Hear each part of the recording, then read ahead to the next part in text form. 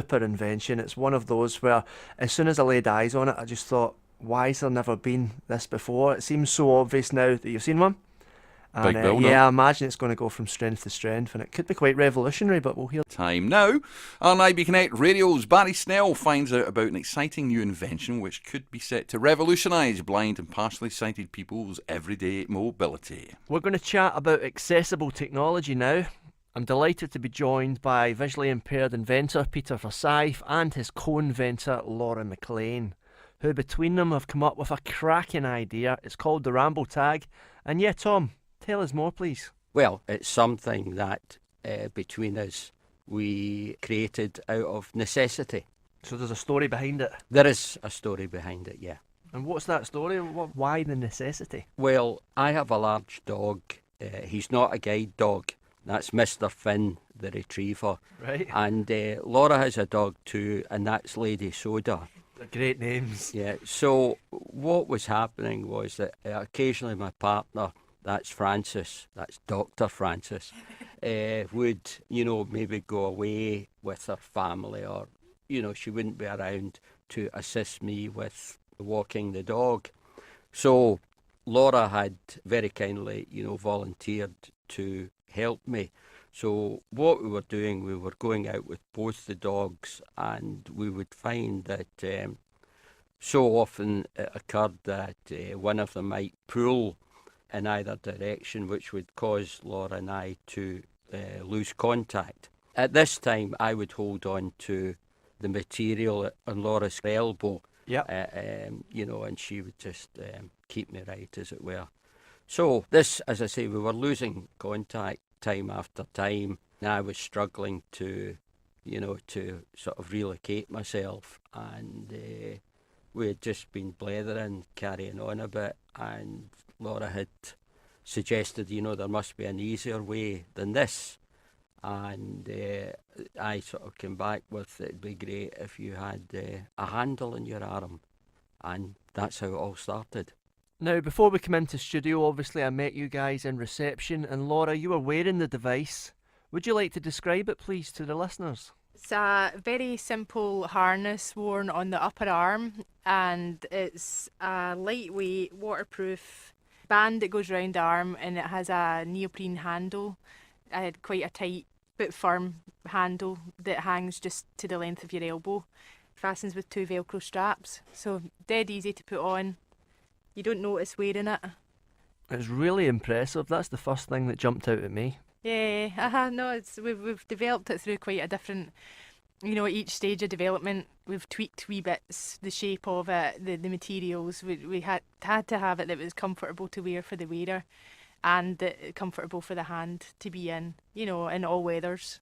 And Laura, what was your first impression when Tom came up with this idea? Did you think it was something that could work?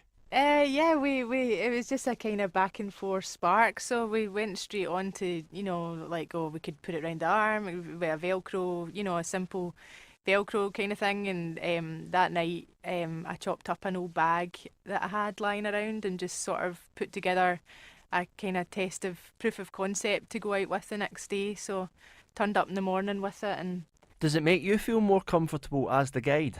yeah, definitely. I was never comfortable with them the way we were, and that was part of how the conversation came about, is that, I was always nervous. I'm not used to walking with someone, needs guidance, and I was quite nervous of going up and down curbs, and if the ground was a little bit uneven, the way he was holding me just didn't feel safe. So, yeah, I know that he's safe holding it, and I can feel that he's always got a grip, that it's not going to come apart. So, yeah. And Tom, do you mind if I ask you what your own sight condition is? Well, I've been an insulin-dependent diabetic for 60 years, and I'm afraid that sight loss for bad diabetics is part and parcel. The little blood vessels were taking it upon themselves to grow in my retina, and I had to have them removed. Yeah, so if we could talk about the Ramble Tag again. After you had that light bulb moment, the pair of you, what happened next? Well, I think, as Laura had said there, she appeared with it, and we took it for a test run, and I think we both felt that this was the answer that we're looking for, and after that we just concentrated on trying to improve it. So, Tom, is this your first go at inventing something? No, but I've always turned my hand to try anything. You're a bit of an odd job man and jack of all trades. Yeah, both Laura and I have creative backgrounds. Right. So it was fairly, I think when we achieved at the Ramble Tag we have just now, we knew we were there. You know, we had both contributed all the way. This is probably our 7th prototype, and this is the finished one. So all the time we knew what we were heading for, and we were sharing that all the time. Yeah. And as each improvement came along, you know, we were satisfied, and then, you know, we just moved on. So what happens next? Well, we're trying to make it available. We've been in touch with various sensory organisations, and hopefully we can spread the word, and visually impaired people might like to give it a try.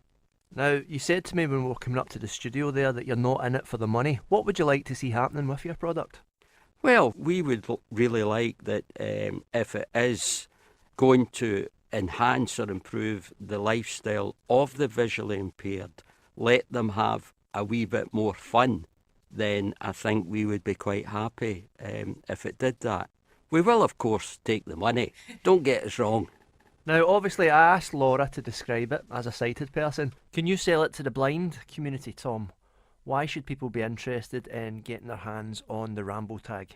An interesting point is that the Ramble Tag is able to cross over in situations like it might be a gender or a cultural issue, where that it might be, you know, not to the guide or the visually impaired person to be too intimate. Yeah, it'd be inappropriate. Inappropriate. In that case, the Ramble Tag offers a simple, straightforward solution. Laura, have you anything you'd like to add to that?